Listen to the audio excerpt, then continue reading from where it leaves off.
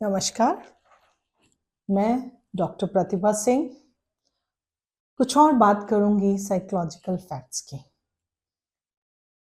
सबसे पहले a simple pat or a on the back or the shake hand can make people agree with you। एक आप दोनों के बीच में जिसके भी साथ हो आप एक बॉन्डिंग बनाते हैं और वो बॉन्डिंग आपके जो थॉट प्रोसेस है उनको अग्री करने में बहुत हेल्प करता है।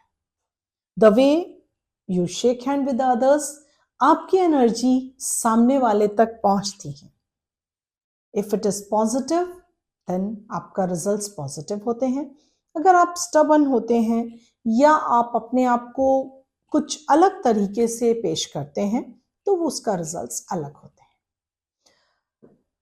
जनरली ये कहते हैं अगर आप किसी को अट्रैक्ट करना चाहते हैं, कोई भी, it can be on a personal level और it can be on the professional level, आप चाहते हो कि कोई आपकी बात सुने या आप चाहते हो वो आप जो भी बोल रहे हो सामने वाला अटेंशन दे, अट्रैक्ट हो, आप अपने स्टेटमेंट को ऐसे शुरू कर सकते हैं, I didn't want to tell you but I leave it.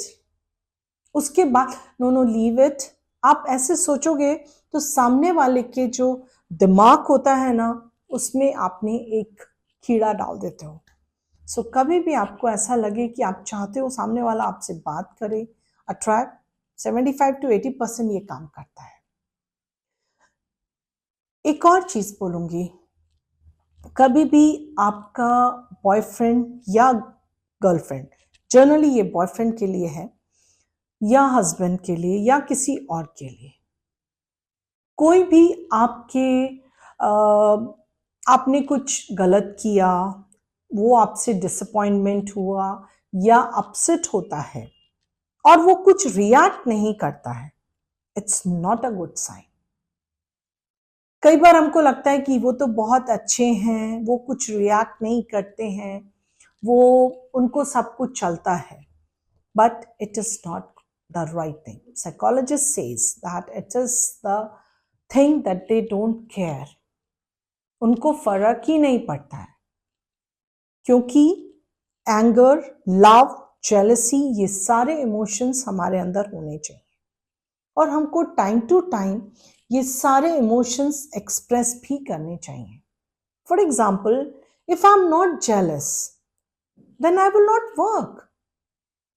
अगर मैं दुखी नहीं होंगी, मैं उस चीज को लेना नहीं चाहूंगी तो मैं मेहनत भी नहीं करूंगी। तो जेलसी भी जरूरी है, गुस्सा भी जरूरी है, क्योंकि हमारे अंदर गुस्सा होना बहुत इंपॉर्टेंट है। हम तभी हमको एक फायर आता है हमारे अंदर, हाँ, of course in a balance way.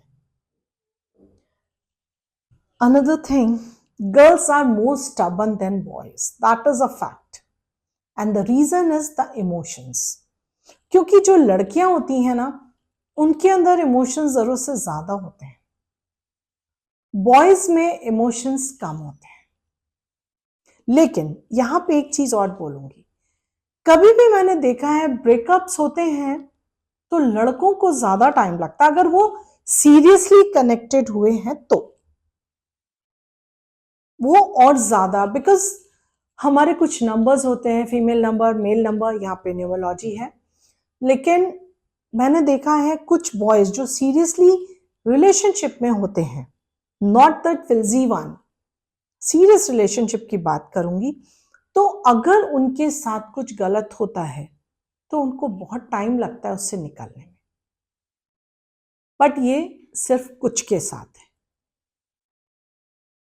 और एवरेज टाइम किसी को भी लगता है, एक ब्रेकअप हुआ है या कुछ गलत हुआ है उससे निकलने में एवरेज टाइम, स्पेशली लव की बात कर रही हूं मैं, 26 months and 70 days, 17 days it takes। A normal person takes 26 months and 70 days, और हमको आइडियली देना भी चाहिए।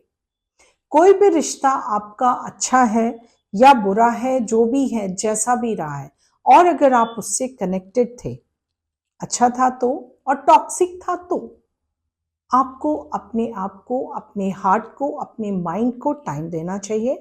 And this is the right time. The researchers found it that a human being takes 26 months and 17 days.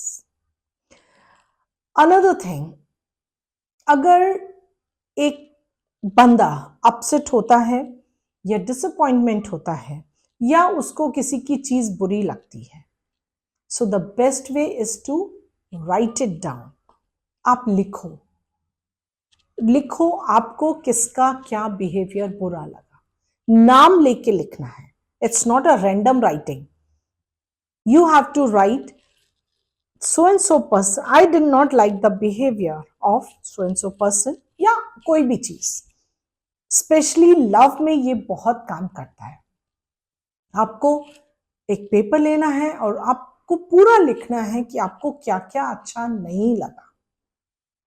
And just you can tear it off, flush it out, or you can burn it. That depends on your mood. आपको क्या पसंद है. क्योंकि अगर आप ये नहीं करेंगे तो झगड़ा होगा, मूड खराब होगा. तो अपने मूड को फिक्स करने के लिए this is the best activity. एक और चीज है, मेन बहुत ज्यादा कैलकुलेटिव नहीं होते हैं. That's the reason they fail in love very fast. जैसे अगर मैं फिगर बोलूंगी तो 3 दिन में वो प्यार में पड़ सकते हैं. सेम थिंग अगर एक लड़की है उसको 13 डेज लगेंगे. That is the difference. वो बहुत सोचेगी, वो समझेगी और उसके बाद ही वो डिसाइड करेगी कि उसको प्यार में पड़ना है या नहीं पड़ना है या कैसे करना है. बहुत बार ऐसा होता है कि आप, एक लड़का है वो लड़की के मूड स्विंग्स ही नहीं समझ पाता क्योंकि लड़की थोड़ी सी कॉम्प्लिकेटेड ज्यादा होती है. हाँ, वो देर लगाती है तो उसके बाद वो एक्सपेक्ट करने लग जाती हैं कि उनका जो मैन है या उनका जो बॉयफ्रेंड है वो उसको समझे. यहाँ भी डिपेंड करता है कि उसका जो बॉयफ्रेंड है उसके साथ उसकी कंपैटिबिलिटी कैसे है. उसके हिसाब से ही वो डिसाइड करती हैं. And believe me, if you take care of these things, you will understand your partner well or the other person well.